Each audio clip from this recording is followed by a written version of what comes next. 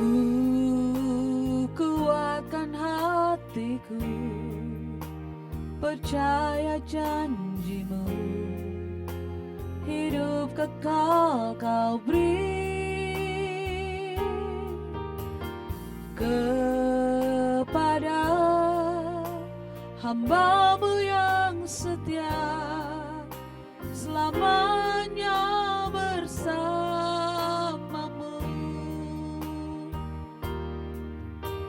Kau beri pengharapan, suatu hari kan bertemu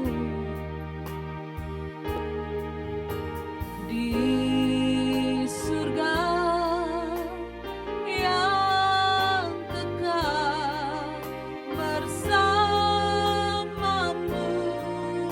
Bapa. Kau beri sukacita dan damai sejahtera. Allahku, kuatku, besertaku selamanya. Ku sembah Kau Tuhan, ku sembah Kau Tuhan.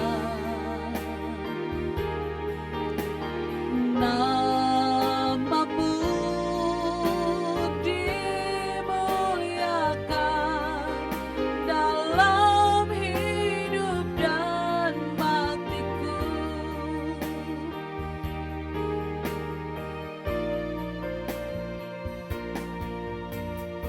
Ku kuatkan hatiku, percaya janji-Mu, hidup kekal Kau beri kepada hamba-Mu yang setia, selamanya bersamamu. Kau beri pengharapan, suatu hari kan bertemu di surga yang kekal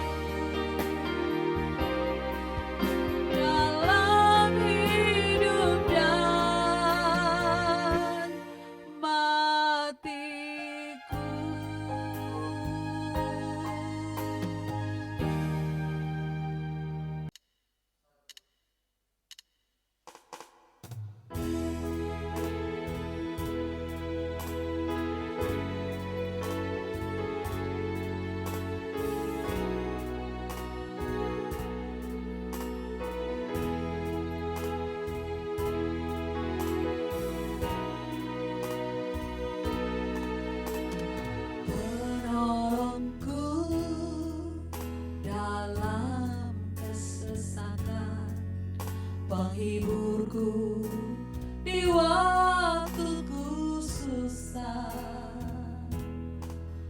menara kekuatan di saat ku lemah. Engkaulah Tuhan Yesus,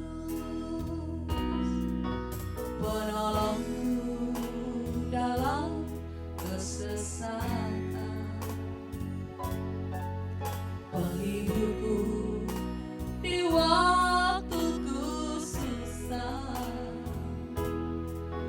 menara kekuatan di saat ku lemah. Engkaulah Tuhan Yesus, berseru dan Kau mendengarku.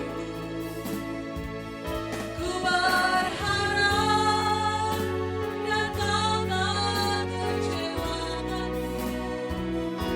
Berdoa dan Kau menjawabku. Sungguh Engkau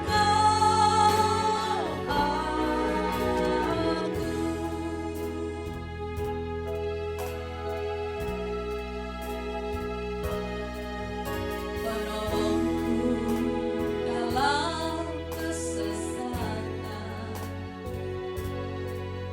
penghiburku di waktuku susah, menara kekuatan di saat ku lemah.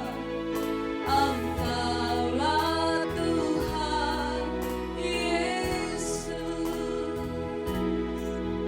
penolongku dalam kesesatan, penghiburku di waktuku susah, menara kekuatan di saat ku lemah. Engkaulah Tuhan Yesus, berseru dan Kau mendengarku. Ku berharap dan Kau tak kecewakanku. Berdoa dan Kau menjawabku. Sungguh Engkau Allahku. Berseru dan Kau mendengarku. Ku berharap dan Kau tak kecewakanku. Berdoa dan Kau menjawabku. Sungguh Engkau Allahku.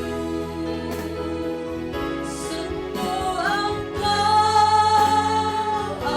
Allahku. Sungguh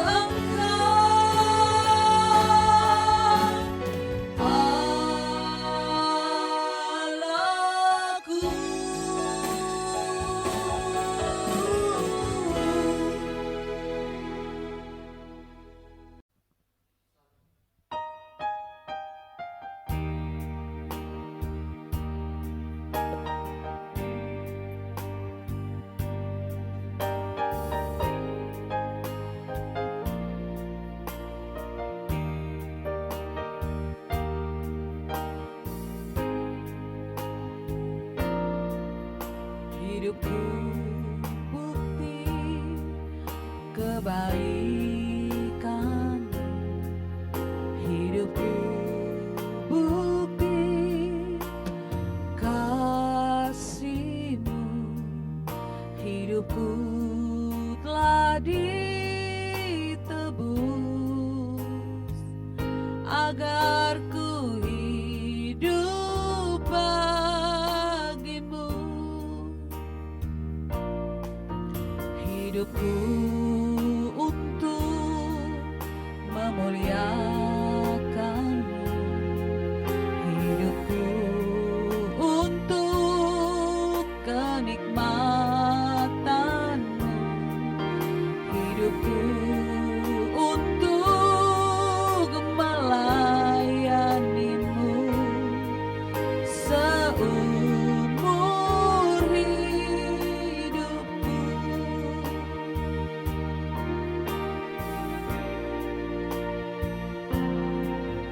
Hidupku bukti kebaikanmu, hidupku bukti kasih-Mu, hidupku telah ditebus agar ku hidup bagimu. Hidupku untuk memuliakanmu, hidupku untuk kenikmatanmu, hidupku untuk melayanimu seumur hidupku. Anugerah-Mu besar, anugerah-Mu besar, anugerah-Mu besar, melimpah bagiku. Ku bersyukur Bapa, ku bersyukur Bapa, ku bersyukur Bapa, ajaib perbuatan-Mu.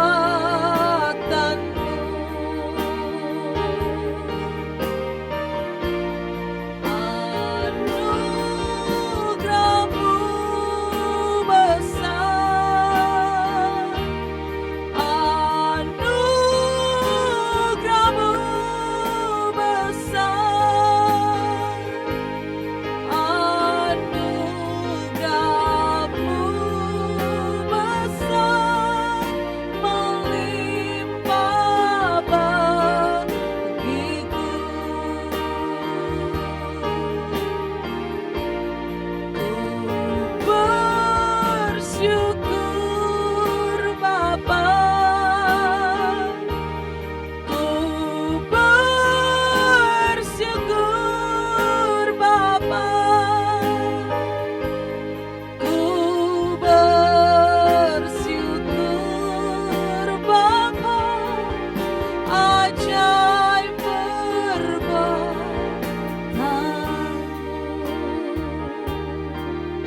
ajaib perbuatan-Mu, oh, ajaib perbuatan-Mu.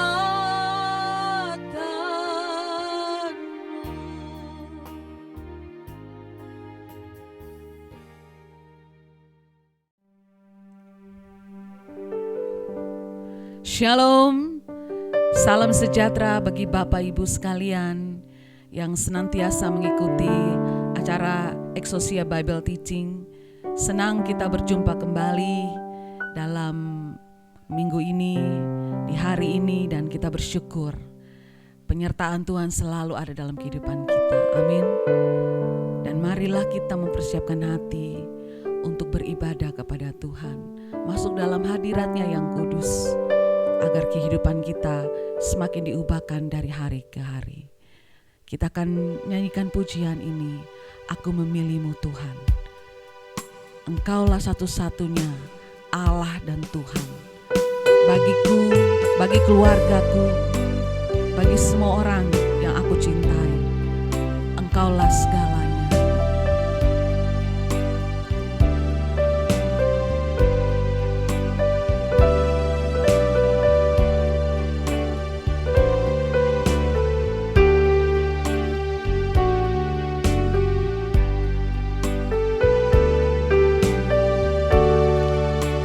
Aku memilih-Mu, Tuhan, Kau segalanya bagiku.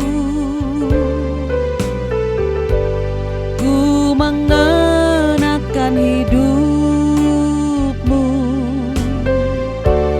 dalam setiap langkahku. Diriku telah Kau beli dengan darah yang suci. Hidupku yang sekarang ini bukannya aku lagi. Sekali lagi, aku memilih-Mu, Tuhan. Aku memilih-Mu, Tuhan, Kau segalanya bagiku. Ku mengenakan hidup-Mu dalam segala jalanku. Diriku telah Kau beli dengan darah yang suci. Hidupku yang sekarang ini bukannya aku lagi.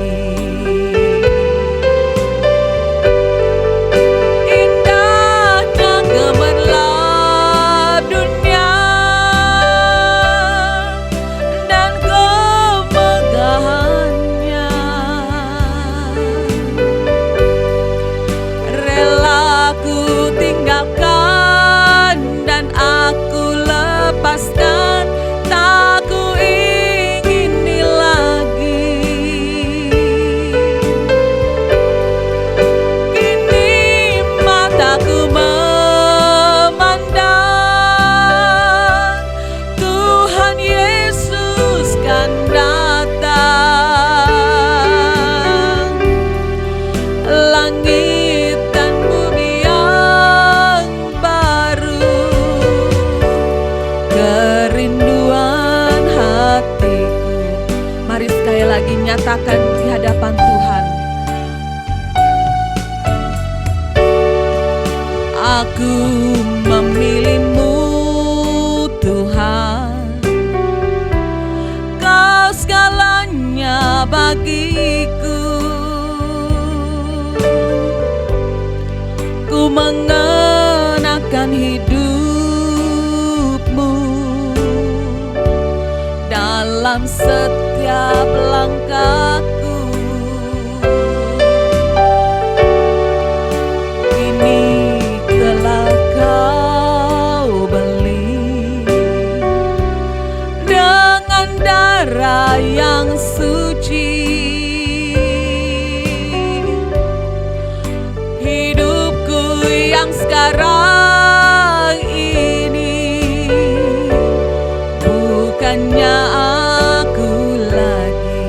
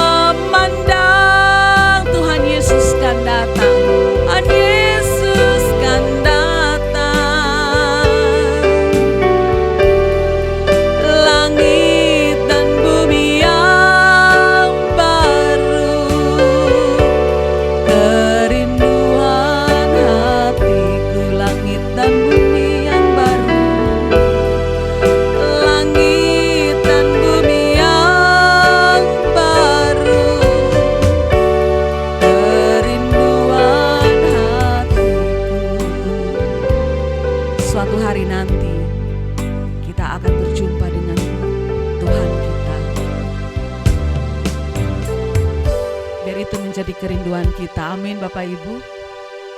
Kalau kita melihat bumi tempat kita berada sekarang, ini adalah sementara. Tetapi kita merindukan tanah air yang sebenarnya, rumah kita yang sebenarnya, langit baru dan bumi baru. Kalau kita memiliki pandangan seperti ini, maka kita akan menarik hati kita, menarik hidup kita ke atas. Seperti Paulus berkata, pikirkanlah perkara-perkara yang di atas. Karena perkara-perkara di atas itu adalah perkara-perkara yang membawa kemuliaan bagi Tuhan dan memberi kita kepastian bahwa Dia, Allah kita, sungguh benar-benar ada. Dan biarlah kita senantiasa merindukan itu dalam hati kita. Amin. Biar pujian ini boleh mengantar kerinduan kita kepada Allah, bahwa kita merindukan rumahnya yang abadi.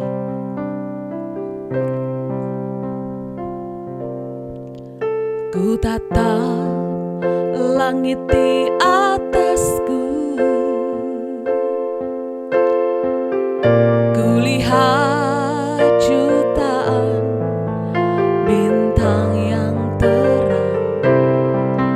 Ku tahu rumahku di salah satunya, rumah yang kau sediakan bagiku.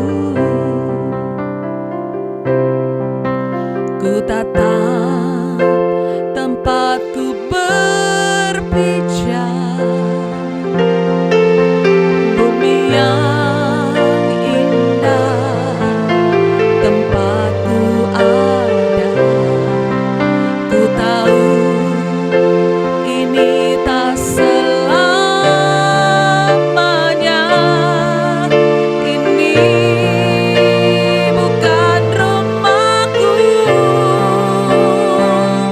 Suatu saat nanti ku tinggalkan semua, ku pulang ke rumahmu Bapa.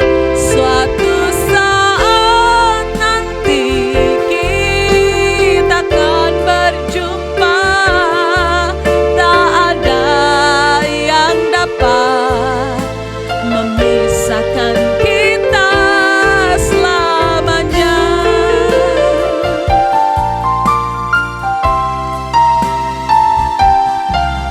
Ku tatap langit di atasku,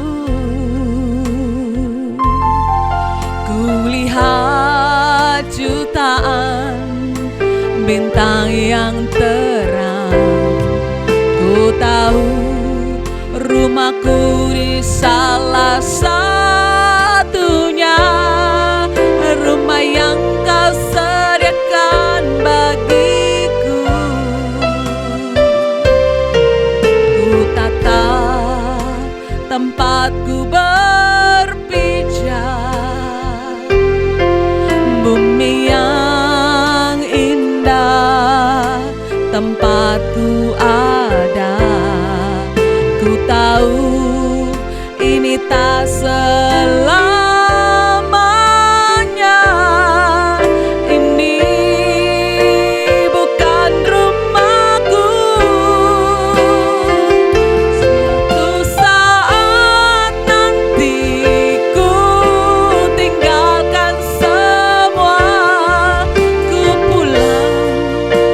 pulang ke rumahmu Bapa. Suatu saat nanti kita akan berjumpa, tak ada yang dapat memisahkan kita, tak ada yang dapat memisahkan kita, tak ada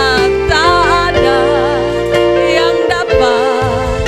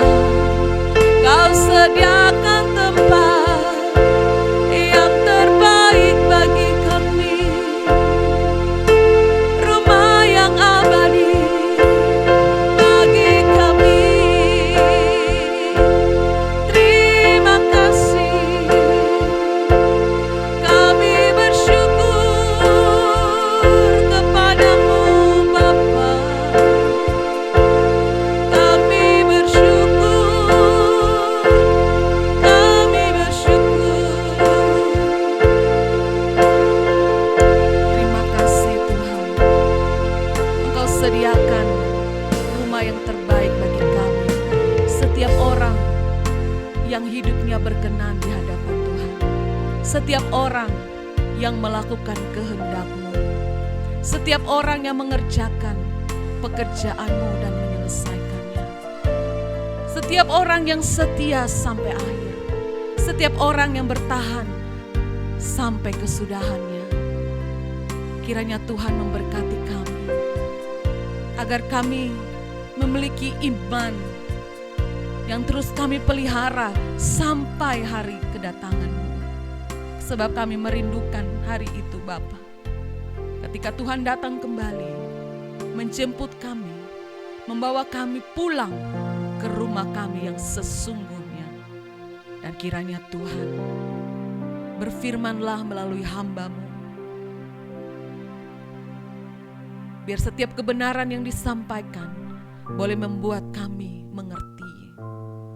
Membuat kami memahami maksud-Mu Tuhan. Agar kami tidak menyia-nyiakan kesempatan hidup kami di dunia ini.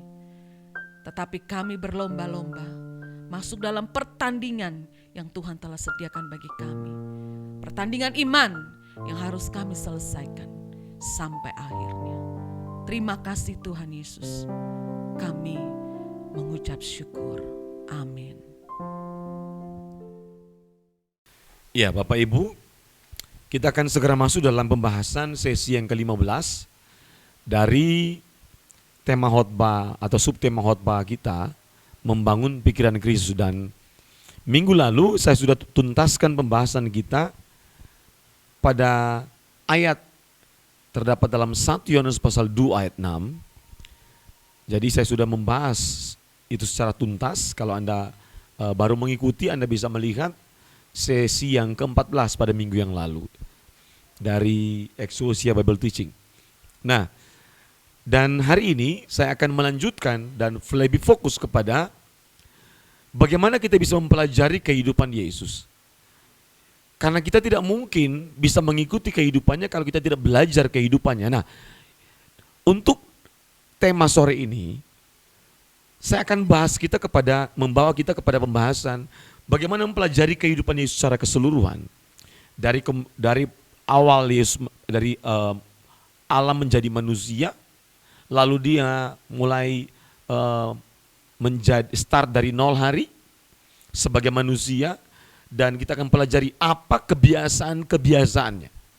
Karena ini kunci. Karena kalau kita tidak tahu atau tidak paham apa kebiasaan Yesus, maka kita akan sulit untuk bisa mengikuti jejak kehidupan Yesus yang Yesus tinggalkan 2000 tahun yang lalu yang di Palestina. Nah, mari kita bahas sama-sama.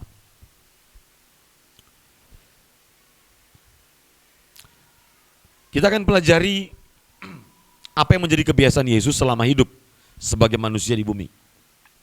Pertanyaannya adalah, apa tujuan Yesus menjadi manusia? Ini penting sekali. Karena ini harus menjadi dasar pemahaman kita untuk belajar tentang kemanusiaan Yesus.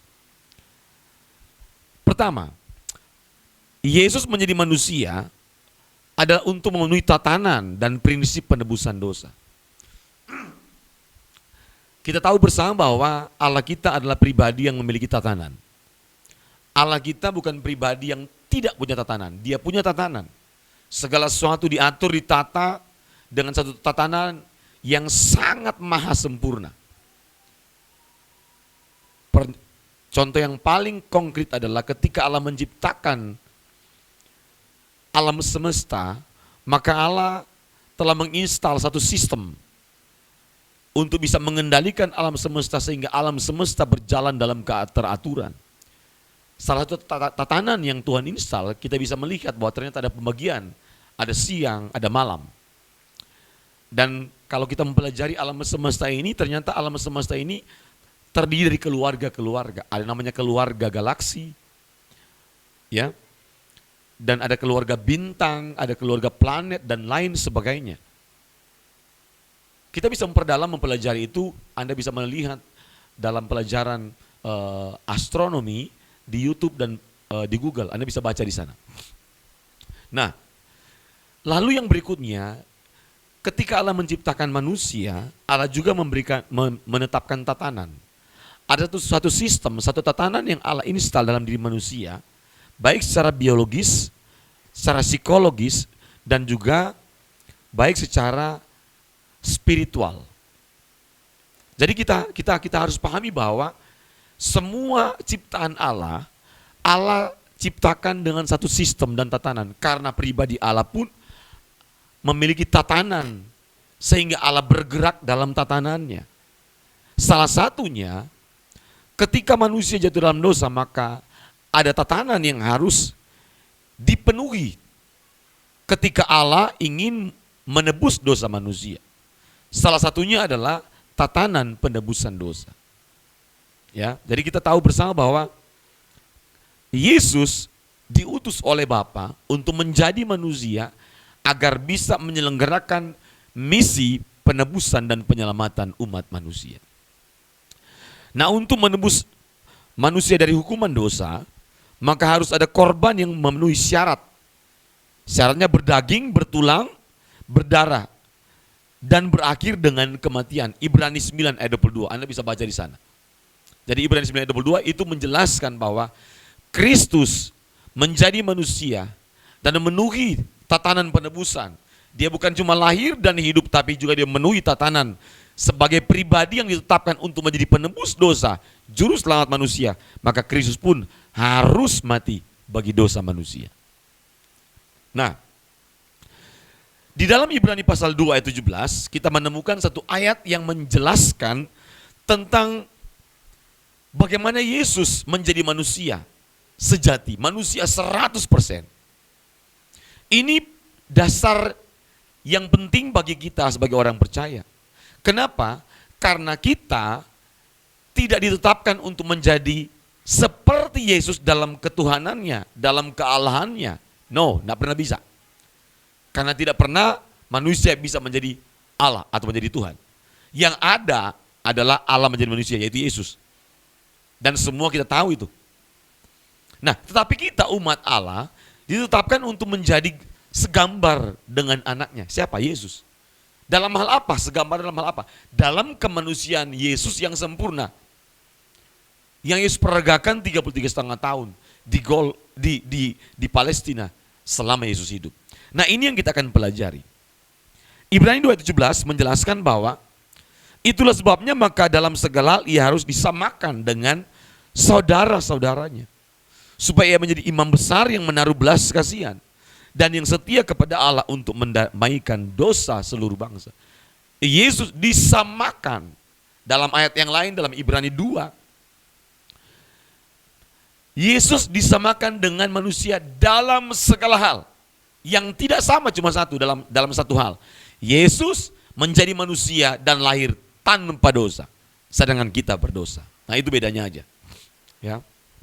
Nah, kalau kita membaca dalam 2 Yohanes 1 ayat 7, sebab banyak penyesat telah muncul dan pergi ke seluruh dunia, yang tidak mengaku, perhatikan baik-baik, yang tidak mengaku bahwa Yesus Kristus telah datang sebagai manusia. Jadi kalau yang disebut penyesat adalah mereka yang tidak mengaku Yesus Kristus telah datang sebagai manusia. Itu adalah si penyesat dan antikris. Kenapa ini penting untuk saya awali dalam pembahasan kali ini? Karena kita harus memahami bahwa kita sebagai manusia ditetapkan bukan hanya diselamatkan, tetapi harus menjadi serupa dengan Kristus. Dalam keserupaan dengan Kristus sebagai manusia yang sempurna, yang hidup sesuai dengan rancangan Allah, yang hidup sesuai dengan kehendak Allah. Maka kita harus mengikuti jejaknya sebagai manusia yang mencapai kesempurnaan. Ya. Minggu lalu saya sudah jelaskan juga ini. Berikutnya, apa tujuan Yesus menjadi manusia? Ini masih sambung Bapak Ibu. Karena jika Yesus tidak menjadi manusia, maka Yesus tidak akan mengalami kematian. Nggak mungkin bisa mati. Allah nggak mungkin mati. Ya, Tuhan nggak mungkin mati, Bapak Ibu. Maka Yesus harus menjadi manusia. Nah, Yesus yang tidak berdosa dijadikan kutuk dan dosa, memikul dan menimpakan dosa. Sehingga konsekuensinya adalah mengalami kematian sehingga terpenuhi tatanan keadilan dalam prinsip penebusan dosa dan kasih Allah kepada manusia. Ini penting sekali untuk dipahami Bapak Ibu. Nah, kita harus sepakati bahwa Yesus menjalani seluruh aspek kehidupan manusia. Dia jalani semuanya. Karena kalau ada satu bagian, ada satu aspek manusia yang Yesus tidak jalani, maka itu berarti Yesus melakukan yang namanya penyangkalan, pengingkaran, bahkan Yesus membohongi kita. Karena ayat 2 Yohanes 1 ayat 7 berkata bahwa memang Yesus telah datang sebagai manusia. Jelas sekali.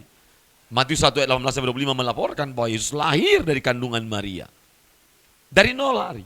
Bahkan start dari 0 hari di dalam kandungan. Bukan 0 hari setelah melahirkan. 0 hari dalam kandungan. Jelas sekali. Ini penting ya. Yesus lahir sebagai manusia sejati dimulai dengan usia 0 tahun sebagai bayi sejati. Kelahiran Yesus sebagai manusia adalah tahapan dari seluruh rancangan Allah untuk menyelamatkan manusia. Ya. Nah, Yesus juga memiliki kebutuhan dasar secara psikologis yang harus dipenuhi oleh orang tuanya. Sebagaimana semua bayi, dia memiliki kebutuhan secara psikologis dan biologis, maka Yesus pun harus mendapatkan perlakuan yang sama. Yesus mendapatkan satu kecukupan pola asuh dan kecukupan makanan yang harus bergizi, sehingga pertumbuhan secara biologisnya itu bertumbuh sehat dan normal. Begitupun pertumbuhan jiwanya. Semua Yesus lalui dan jalani. Sama seperti manusia yang lain. Sama seperti anak-anak yang lain. Yesus menyusui pasti. Ya. Sebagai bayi manusia sejati, Yesus memiliki kesamaan kebutuhan secara biologis. Butuh makan. Sebagai bayi Yesus butuh makan. Yesus butuh minuman. Dan perawatan dari orang tua. Yesus butuh istirahat tidur. Alkitab mencatat banyak hal. Dalam Lukas pasal 2 ayat 40 kita menemukan ayat yang sangat bagus. Menunjukkan bahwa Yesus menjadi manusia sejati dengan mengikuti tahapan demi tahapan. Karena setiap manusia harus tunduk pada hukum proses bertahap. Termasuk Yesus. Ini ayatnya, pembuktiannya. Lukas 2 ayat 40. Anak itu bertambah besar dan menjadi kuat. Penuh hikmat dan kasih karunia Allah ada padanya. Jadi anak itu bertambah kuat, bertambah besar berarti fisiknya. Jelas ya? Fisik. Dan menjadi kuat. Nah, ini fisik. Penuh hikmat, jiwanya bertumbuh secara bertahap. Dan kasih karunia Allah ada padanya. Ini jelas sekali. Jadi Yesus pun waktu menjadi manusia, Yesus pun tunduk pada hukum proses bertahap sebagai manusia. Nah, kenapa penting saya menjelaskan hal ini? Perhatikan baik-baik. Karena supaya kita memiliki motivasi, kita terinspirasi, kita menjadikan Yesus sebagai model, di mana Yesus telah menunjukkan contoh ketika menjadi manusia, Yesus bisa mencapai kesempurnaan seperti rancangan Allah. Dan itu menjadi modal bagi saya dan saudara. Yesus menjalani kehidupan sebagai manusia sejati seperti anak-anak lainnya yang mendapatkan pola asuh dari orang tua. Terlahir sebagai anak Yahudi, Yesus juga masuk sekolah seperti anak-anak Yahudi lainnya yang di dalam budaya Yahudi. Tidak ada anak Yahudi yang tidak sekolah. Wajib sekolah. Termasuk Yesus. Karena Yesus adalah anak Yahudi. Orang tuanya orang Yahudi. Lahir sebagai anak Yahudi. Maka tunduk pada tradisi Yahudi. Yaitu semua anak harus sekolah. Ini jelas sekali. Ya. Yesus juga belajar Taurat seperti anak Yahudi lainnya. Jadi kecerdasan Yesus bertambah secara natural. Bukan mistis. Bertambah secara natural. Perhatikan baik-baik ini. Karena mendapatkan pendidikan yang layak. Maksud saya, kenapa saya menyampaikan poin ini? Supaya kita sebagai orang tua juga menghargai waktu-waktu kebersamaan bersama anak. Hak anak di mana setiap tahapan usia anak harus mendapatkan pola asuh yang benar. Setiap anak juga memiliki hak untuk dipenuhi kebutuhan jasmaninya, makan, minum, tidur cukup. Anak-anak yang sudah mulai usia 5, 6 tahun, 7 tahun sudah mulai dilatih untuk memiliki tanggung jawab sesuai dengan kapasitas usianya. Harus seperti itu. Karena itu kebutuhan. Ya, sebagaimana Yesus pun mendapatkan asupan gizi, makanan, minuman dan juga pola asuh yang tepat, yang benar dari orang tuanya. Dan setiap anak berhak untuk mendapatkan pola asuh yang terbaik dari setiap orang tuanya. Setiap anak berhak mendapatkan waktu terbaik dari orang tuanya. Setiap anak berhak mendapatkan kecerdasan dari orang tuanya. Setiap anak berhak mendapatkan pendidikan terbaik dari orang tuanya. Setiap anak berhak mendapatkan kasih sayang dari orang tuanya. Jadi nggak boleh diabaikan faktor ini, nggak boleh. Nah, karena ada orang tua, apalagi kalau misalnya orang tua yang memang mentalnya instan, yang Kristen yang tanpa pengertian, Bapak Ibu, mungkin berpikir begini, cukup anak saya doakan, Tuhan pasti berkati dan kasih hikmat, tidak usah didik. Wah, anak kita bukan ayam. Anak kita ini bukan ayam. Anak kita ini manusia yang memang memiliki tatanan dan memang dia tunduk pada tatanan. Tatanannya adalah begini, jiwa manusia, fisik manusia ini harus dipenuhi dengan makanan. Jiwa juga sama, harus ada makanan jiwa yang harus diisi. Kasih sayang, pola asuh, pengetahuan, pendidikan, pengalaman, permainan, bermain bersama teman-teman, kebutuhan sosialnya harus tercukupi, spiritualnya harus tercukupi, semua. Kebutuhan emosionalnya tercukupi, harus sama dengan Yesus, ya. Jadi Yesus punya pertumbuhan baik secara biologis dan psikologis, termasuk pertumbuhan spiritual, semuanya berjalan secara natural, ya. Ini penting sekali untuk diperhatikan.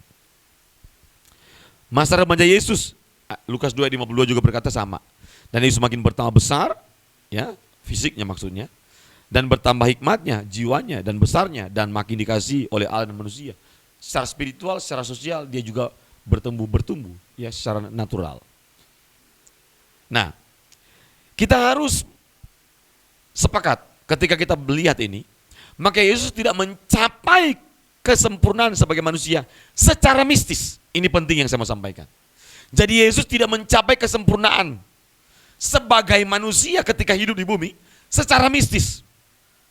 Dia melakukan bagiannya, tanggung jawabnya di usia bayi, di usia balita, di mana dia tidak bisa berbuat banyak, tapi ada tanggung jawab dari orang tua, mengasuh Yesus, memelihara Yesus, merawat, mendidik Yesus dengan begitu baik, sehingga kebutuhan biologis dan psikologisnya terpenuhi. Ini penting yang perlu kita pahami, ya. Sehingga Yesus pun, walaupun dia adalah Allah menjadi manusia, tetap dia harus mengikuti semua proses dan bagian penting dalam kehidupan sebagai manusia. Salah satunya, Yesus pun harus sekolah. Jadi hikmat yang Yesus dapat sebagai manusia bukan mistis. Bukan mistis. Tetapi Yesus pun melakukan bagian tanggung jawabnya sebagai manusia. Dia sekolah, dia belajar. Penting sekali untuk dipahami ini, ya. Supaya kita tidak menjadi orang yang bermental instan. Kita menghargai, ya, semua bagian tanggung jawab kita masing-masing. Yesus sebagai manusia sejati bukan sekedar perubahan, sekedar mengalami perubahan, tetapi ingin menunjukkan bahwa inilah model kehidupan manusia yang benar yang dikehendaki Bapa di surga. Bukan sekedar mau tunjukkan bahwa Yesus memiliki perubahan dari mulai bayi sampai dewasa itu sebagai manusia yang luar biasa, bukan. Tapi ingin menunjukkan, meninggalkan model, memberikan contoh sehingga kita bisa mengikuti Yesus. Ini loh contoh kehidupan manusia yang Allah Bapa kehendaki. Nah, bukti-bukti kemanusiaan Yesus, saya mempertegas kembali, ya. Yesus lahir seperti manusia lainnya. Yesus lahir dari seorang wanita, Galatia 4 ayat 4. Kenyataan ini dikuatkan oleh kisah-kisah kelahirannya dari seorang anak darah, Matius pasal 1 ayat 18 sampai 25 dan Lukas pasal 1 ayat 30 sampai 38. Jelas, ya. Ini supaya Bapak Ibu bisa mendapatkan bukti-bukti. Yang kedua, Yesus tumbuh dan berkembang seperti manusia normal. Yesus berkembang secara normal sebagaimana halnya manusia. Oleh karena itu dikatakan dalam Alkitab bahwa ia bertambah besar dan menjadi kuat, penuh hikmat dan kasih karunia Allah ada padanya. Lukas 2 ayat 40 yang kita sudah baca tadi. Itu poin yang kedua, Yesus bertumbuh dan berkembang secara seperti manusia normal. Poin yang ketiga, bukti-bukti kemanusiaan Yesus. Ia memiliki unsur-unsur hakiki sifat manusia, ya. Bahwa Kristus memiliki tubuh jasmani. Jelas dari ayat yang berbunyi, mencurahkan minyak itu ke tubuhku. Berarti Yesus punya tubuh. Bukan tanpa tubuh loh. Kalau Yesus tidak punya tubuh berarti Yesus bukan manusia. Dia apa? Hantu. Ya. Nah, yang dimaksudkannya dengan bait Allah adalah tubuhnya sendiri Yohanes pasal 2 ayat 21. Ia juga menjadi sama dengan mereka dan mendapatkan bagian dalam keadaannya. Mereka dalam keadaan mereka, maksudnya dalam keadaan kita sebagai manusia sama. Kalau namanya manusia, dia punya ciri, dia berdaging dan berdarah. Bertulang, Yesus pun sama, berdarah, berdaging, bertulang. Jelas sekali. Ya, Ibrani 2 ayat 14. Yang keempat, bukti-bukti kemanusiaan Yesus. Ia memiliki berbagai kelemahan dari sifat manusia. Karena itu Yesus pernah lelah. Karena manusia itu makhluk yang terbatas. Maka pasti dia akan merasa lelah. Jelas ya, akan merasa lelah. Ya. Lapar, Yesus lapar, haus. Tidur, dia pernah tidur. Bandingkan ya. Ia dicobai, Ibrani 2 ayat 18. Jelas sekali, sangat jelas ya. Nah, Matius pasal 26 ayat 37. Dan ia membawa Petrus dan kedua anak Zebedeus sertanya, maka mulailah ia merasa sedih. Ini bukti. Dalam bahasa Yunaninya menggunakan kata lupeo. Dan sedih dan gentar. Lupeo, sedih dan gentar. Ini jelas sekali. Nah, yang berikutnya. Semasa berada di dunia dalam tubuh kemanusiaannya, wajar saja jika Yesus Kristus memiliki perasaan yang positif seperti senang. Yesus senang merasa, Yesus wajar merasa senang. Kenapa? Dia manusia. Kalau manusia pasti punya emosi senang, sedih, ya, punya takut. Dan Alkitab mencatat, gembira, sukacita, dan tidak mustahil pula jika dia pun memiliki perasaan seperti marah ketika berada di bait Allah, ketika memperingatkan kepada ahli Taurat, ya. Marah, sedih, teramat sedih, kecewa, terharu, dan lain sebagainya. Takut, semua jelas sekali. Ya, bukti-bukti kemanusiaan Yesus. Nah, oke, kita lanjut aja, Fit. Langsung ke slide yang 38. Yang kita akan bahas sore ini, saya kasih dasar tadi pemahaman, pengantar saja, karena saya akan bahas adalah bagaimana kebiasaan Yesus. Ya. Yesus membangun kebiasaan unggul setiap hari, Lukas pasal 5 ayat 16. Sangat jelas.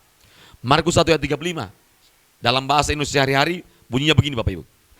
Keesokan harinya, waktu masih subuh, Yesus bangun lalu meninggalkan rumah.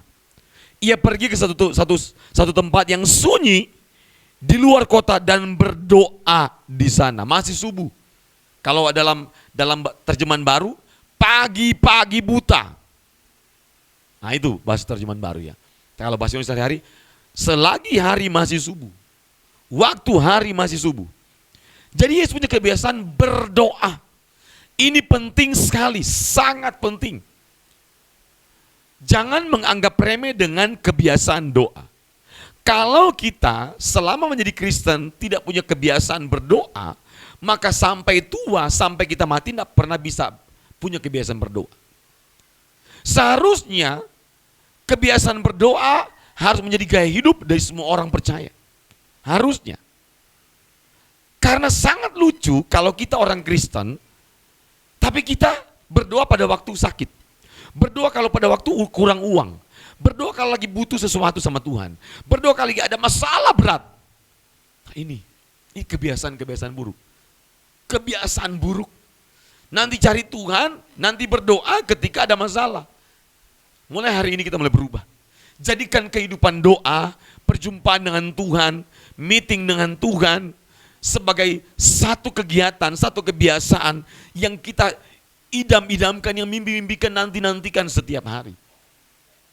Jadikan ini sebagai satu kegiatan yang kita sukai dalam hidup kita. Memang awal-awal pasti nggak bisa, pasti bergumul berat. Aduh, awal-awal memang paksa diri dulu Bapak Ibu. Harus paksa diri, karena daging kita sudah terlanjur nyaman dengan dunia ini, sudah terlanjur mengikuti keinginan-keinginan daging dan nafsu kita. Maka kita harus melawan dan dengar baik-baik, dengar baik-baik. Ketika kita mulai membangun kehidupan doa, pasti fokus kita pasti akan berbeda. Pasti selera jiwa kita akan berbeda. Pasti cara berpikir kita mulai akan berbeda. Tentunya ketika kita mulai membangun kehidupan doa, jangan pernah mengabaikan Alkitab atau firman Allah. Nah cukup Anda berdoa tapi tidak baca Alkitab. Harus baca Alkitab. Harus baca Alkitab. Nah, Yesus sendiri pun membangun kehidupan doa. Nah bagaimana dengan kita? Kalau kita tidak berdoa, nah kita siapa? Yesus aja berdoa. Nah kita ini siapa kalau kita tidak mau berdoa tiap hari? Atau nanti ingat baru berdoa? Jangan mempertahankan dan melanjutkan kebiasaan-kebiasaan yang tidak menghormati Allah. Hati-hati Bapak Ibu. Kita telah masuki satu zaman yang sangat sukar. Dunia mengalami inflasi. Tidak ada negara yang tidak mengalami inflasi. Dan diprediksi, ini menurut Pak Jokowi, ketika Pak Jokowi ketemu dengan para pimpinan negara di dalam satu pertemuan dan hadir Sekjen PBB, Pak Jokowi tanya, bagaimana ekonomi? Bagaimana ekonomi tahun ini, ekonomi dunia? Jawaban dari Pak Sekjen PBB adalah sulit. Pak Jokowi tanya, bagaimana ekonomi tahun depan? Jawabannya gelap. Kalau kita punya kebiasaan nanti ada masalah, nanti sulit, nanti sukar, nanti sakit, nanti gak berdaya baru jadi Tuhan. Kita sedang mempermainkan Tuhan sebenarnya.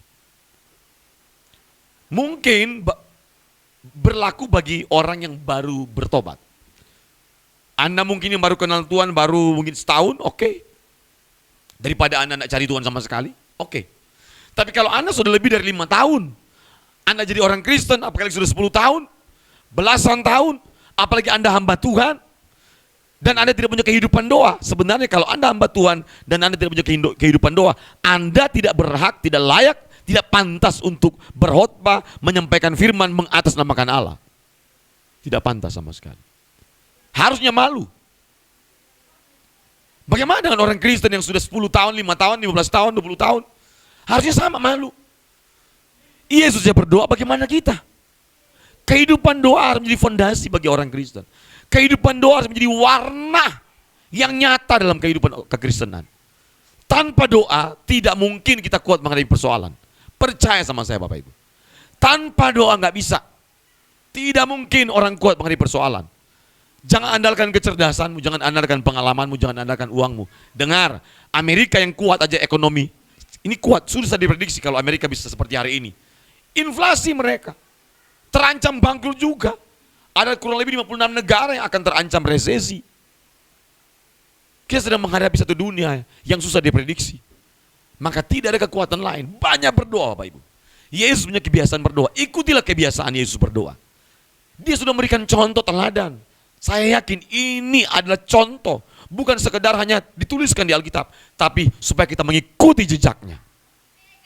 Dan ingat, orang yang berdoa pasti berbeda kualitas imannya dengan orang yang tidak berdoa. Orang yang berdoa pasti berbeda perlakuan Tuhan dengan orang yang tidak berdoa.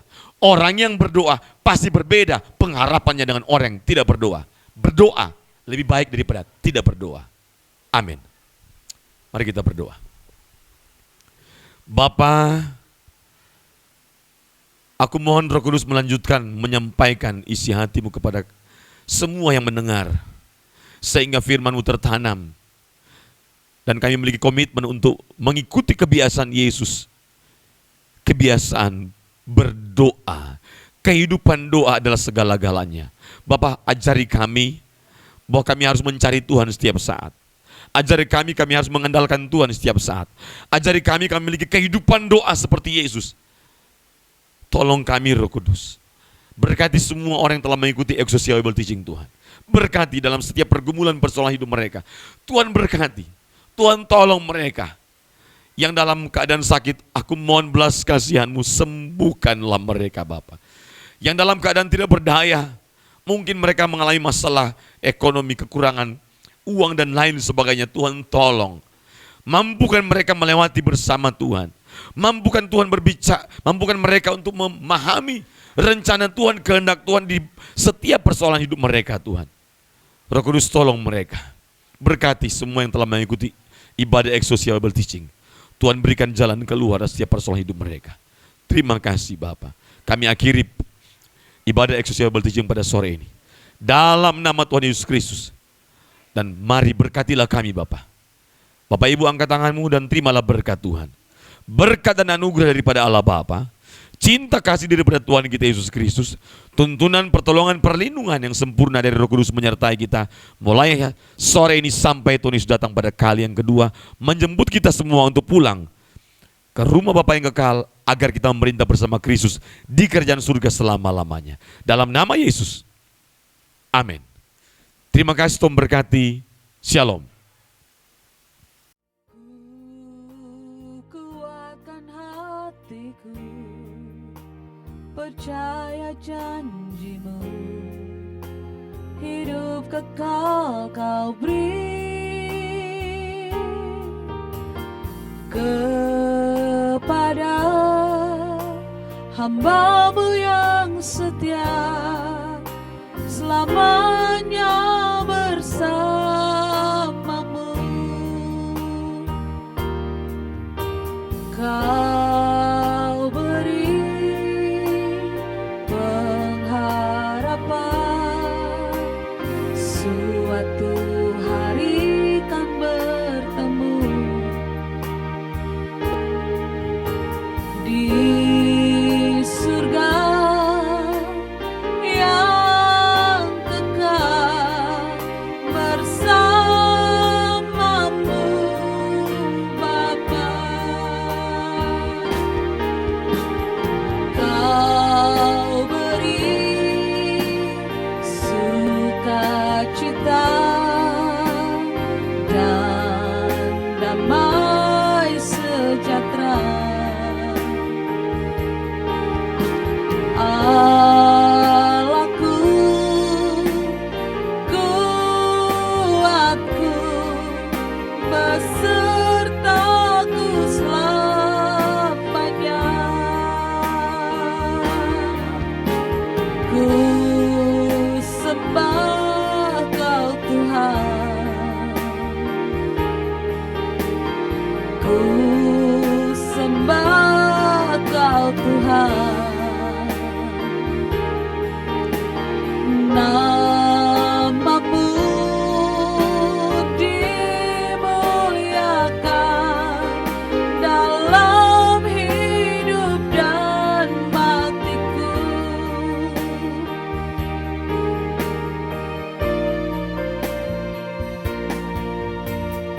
Ku kuatkan hatiku, percaya janji-Mu, hidup kekal Kau beri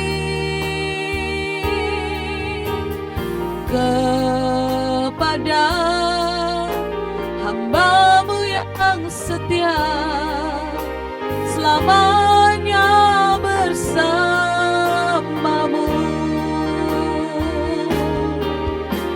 Kau beri pengharapan,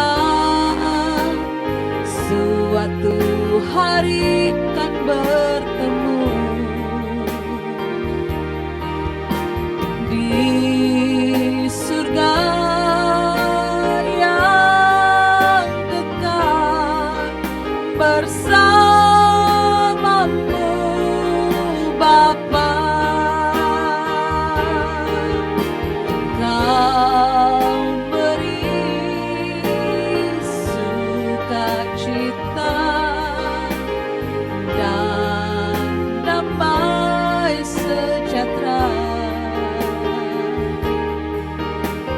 Allahku, kuatku, beserta